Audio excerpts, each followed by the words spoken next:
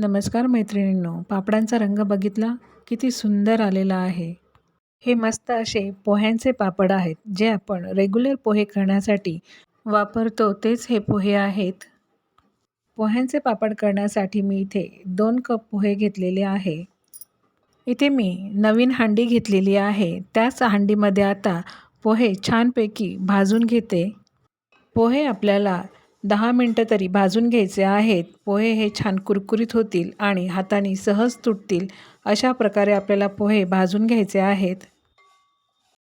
10 मिनटानंतर पोहे असे हाताने रगडून बघितले तर ते सहज तुटतात, म्हणजे पोहे आपले छानपैकी भाजले गेलेले आहेत. भाजलेले पोहे थोडेसे गार झाल्यानंतर ते मिक्सरमध्ये बारीक दळून घ्यायचे. पोहे भाजून घेतल्यामुळे मिक्सरमध्ये हे पटकन दळल्या जातात. दळलेले पोहे आपण आता मैद्याच्या चाळणीने छानपैकी चाळून घेऊयात. माझ्याकडे मैद्याची चाळणी नव्हती. मी थोड्याशा जाड चाळणीने चाळून घेतलेले होते. पण तुम्ही मैद्याच्या चाळणीने चाळा, कारण पोह्यांचे पीठ भिजवल्यानंतर ते थोडेसे असे भगराळे होते, म्हणून मैद्याच्या चाळणीने पीठ छानपैकी चाळून घ्या. चाळलेले पीठ पुन्हा एकदा कपच्या साहाय्याने मोजून घेते. आपण 2 कप पोहे घेतलेले होते. भाजून घेतल्यानंतर पोह्यांचे पीठ मोजल्यानंतर ते फक्त 1.5 कप भरले. पीठ पुन्हा मोजून घेतल्यामुळे आपल्याला पाण्याचा अंदाज येतो.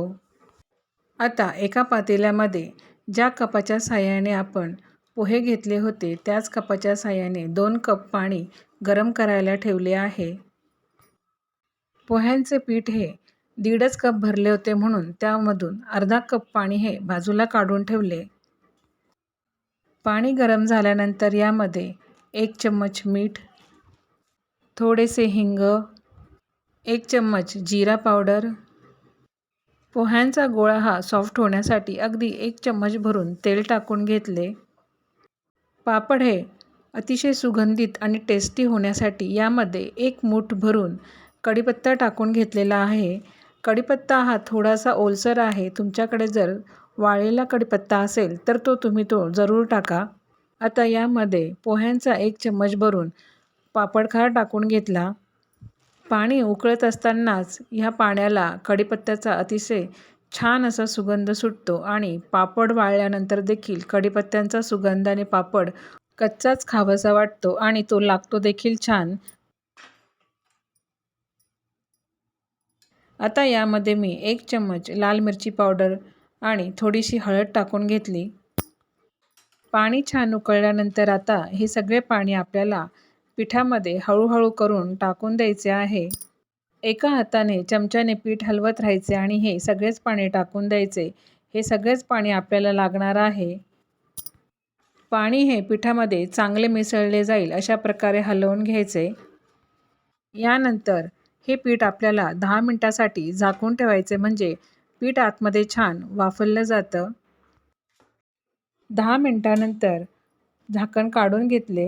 आतल्या आत पीठ बघा छान वाफलं गेलेलं आहे. आता पीठ हात लावण्यासारखं सुद्धा झालं आहे. हातानेच आता आपल्याला हे पीठ सगळे एकजीव करून घ्यायचे. पोह्यांचे पीठ हे थोडे भगराळेच राहते, ते लवकर एकजीव होत नाही. त्यासाठी आपण थोडे थोडे पीठ मिक्सरमध्ये टाकून 1 मिनिटासाठी ते पीठ फिरवून घेणार आहोत. बाजूला काढलेले अर्धा कप पाणी, त्या पाण्याचा वापर थोडा थोडा करून पुन्हा मिक्सरमध्ये थोडेसे फिरवून घ्यायचे. अशाच प्रकारे सगळे पीठ हे मिक्सरमध्ये 1 मिनिटासाठी फिरवून घेते. हे संपूर्ण पीठ तयार करण्यासाठी मला 2 कप आणि वरतून 2 टेबलस्पून एवढे पाणी लागलेले आहे.